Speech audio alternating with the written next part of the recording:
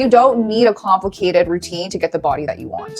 And today, I want to share a story that proves that. Meet Caitlin, a woman who once felt hopeless, scared, and completely stuck, until she decided to take that one small step forward. She didn't have all the answers, she just made a choice to stop waiting for the perfect time and start showing up for herself. And because of that, everything changed. Happy to say that she has lost 100 pounds in a year and she's still going strong. More than that, she gained confidence, she gained energy, she became a completely different person. Hi guys, my name is Jess and I help women break free from the toxicity of diet culture. I taught hundreds of women how to enjoy their favorite foods, lose body fat, and feel confident in their own bodies without the gym or those fancy machines. He has proved that it's never too late to start. So let's dive in. This is Caitlin's transformation.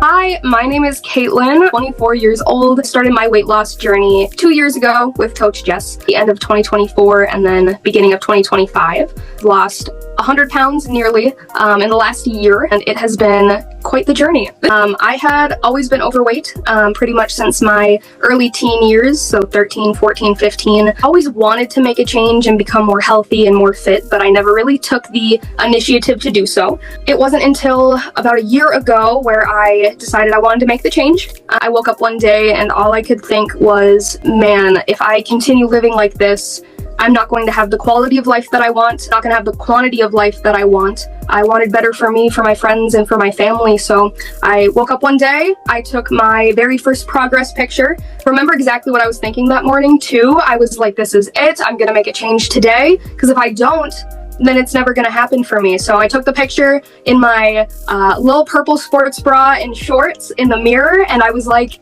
let's do this. Some of the hardest moments I've had mostly revolve around my diet. Getting into the gym, don't get me wrong, was very nerve-wracking. I had very low confidence, very low self-esteem, was nervous to get into the gym, but most of my issues were stemming from my nutrition and my diet. The way I was raised didn't allow me to pick the healthiest choices. Growing up, I was never taught what a balanced diet looked like. So in adulthood, I was flailing very hard trying to find those resources. And with all the conflicting information online, it's very hard to know what you're supposed to be eating for the goals that you have. And there was a few times where we were going through the program and I remember thinking, like, I've struggled with binge eating my entire life.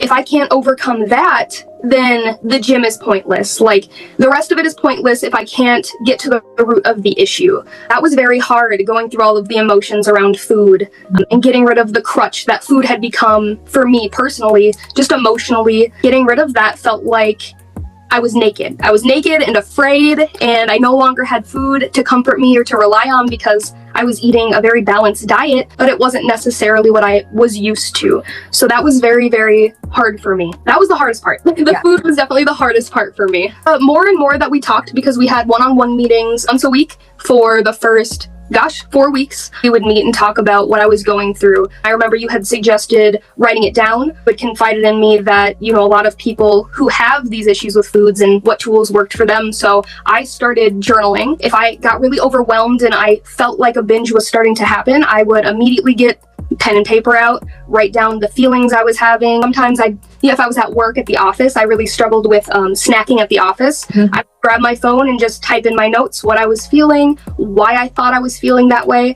and then I just let those moments pass. Eventually, it was like, it got less and less the more I journaled, and it got less and less the more I saw the results. So the more that I saw the weight coming off and my muscle definition coming in, the less and less I was really starting to focus on food, and I totally uncentered my life around food. So any family functions I was having, I wasn't going there to eat, I was going there to visit. You know, any hanging out with friends, my friends were supportive, and we stopped doing food-centered activities. So instead of, you know, going out to the bars, we would go bowling, we would go roller skating, and that really helped too, just because I don't like saying that I had a bad relationship with food. I changed my mindset so that I don't really have a relationship with food at all. In my head is not something that you need a relationship with. It's something that you need to survive, and it's something that you can have as a treat, but I totally decentered that thought of I need to have some sort of tie to food in order for something to be worth it. I'm very, very lucky. I'm very blessed to have the friends and the family that I do. And I don't think I would have such a positive mindset around this change. They weren't there supporting me every step of the way. And a big reason that I even reached out to you in the first place was because I didn't think my family and friends were going to be accepting. You know, no one in my life has ever gone through a massive change like this. I'm the first person in my family, the first among my friends. So it was different, but it worked out and they ended up being very, very supportive. Going on this journey has really allowed to become very comfortable with myself, has given me the confidence to be able to do things like this, which I think is amazing. I put myself in social situations now that I probably wouldn't before. I just feel like a different person, genuinely. Socially, things are great. At work, I have a lot more comfortability with my clients. I have a lot more confidence with my clients. Overall, my life has just improved to the point where I can put myself out there and learn that rejection is inevitable in anything, with jobs, with schools, with friends, with family. I just take that stuff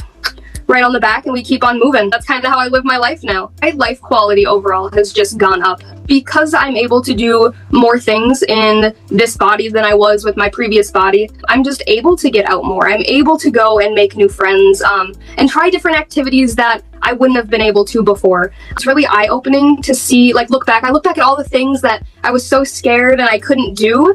And all I can think is, oh my gosh, I could do that right now if I wanted to. You know, if I wanted to go and ride a roller coaster, I can go and do that. You know, if I want to go try a new sport, I wouldn't feel intimidated to do so. You know, my life quality has just gotten so much better. If I could go back and tell myself something the week I decided to start this journey, I would just tell them to start. Honestly, just start. It doesn't really matter where you start or how you start. If you fail, just start, because that is the beginning of everything. If I had given up every time I ran into a roadblock, I would not be here. You just have to keep going and trust in the process. I know that's so oversaid. Everyone says that, but it's because it's true. Trust the process and trust that your body is doing what it's supposed to be doing to get to where you want to be. But the main things that helped me along this journey was the guidance I received from you. I don't think I would be where I am right now if I didn't have your support. The mindset and guidance are the two biggest things that have allowed me to get to where I am right now. If I wake up in the morning and I don't want to work out, that's one choice or another. You know, I always choose to do the workout, and that's why I've gotten to where I am. You just have to be the person who says yes even when they want to say no. So if I wake up and I'm not feeling like working out, well, that's too bad, because I'm the person that works out when they don't want to. You really do have to switch your mindset to be the person that you want to. So even if your current self maybe isn't the kind of person to do a workout when you don't want to, pretend you are and do it anyway. I have gotten this far by pretending to be the person I'm not, and it's gotten me to be the person that mentally I was trying to be. You're gonna have a lot of imposter syndrome along the way. I mean, but even to this day, sometimes I'm like, you know, I'm really not that kind of person, but you are, and you can be whoever you want to be. So if your brain is telling you, I want to be this person, don't argue with yourself. I don't negotiate with myself. I wake up, I do what I set out to do, and I don't make excuses and I don't negotiate. That's different than if you had asked me a year or 2 years ago. She would have told you, yeah, well, it's my mind. I do whatever I want. I think that's what it comes down to, is the discipline, and it comes down to the mindset, 100%. My journey is not done yet. I still have some weight I'd like to lose, and I still have some goals for my physique that I would like to accomplish. I'm going to continue to work hard in the gym. I'm going to continue to cook the foods that I love and nourish my body. I think at some point, I fell in love with health and fitness during this journey, so I think next maybe I'll go to school, maybe I can get some sort of degree, maybe I can teach other people how to do what I've done. Social media will tell you to eat this way, don't eat that way, 100, 1,000 calories this day, you need to spend 6 hours in the gym, you need to do this, this, and this. There's so much conflicting information that I wish I could project what I know in my mind to every single woman who wants to start a journey like this, because everyone who's already done it knows how simple it is. It's not easy. It really just boils down to your daily habits, breaking things down into one day at a time, and not completely quitting when you slip up. If I put pressure on myself to look perfect, or if I pressure myself to like have a perfect day every day, then I'm gonna fail. I don't put pressure on myself to make every day perfect. I just put my best foot forward. I complete the tasks that I set out to complete, and I know that small habits every day have added up to 100 pounds gone. I'm hoping whoever is watching can see that fitness is not just for people with large followings or already perfect bodies or live a certain way or have a certain means or income. Fitness is truly for everyone. Plenty of resources. You don't have to pay for a supplement.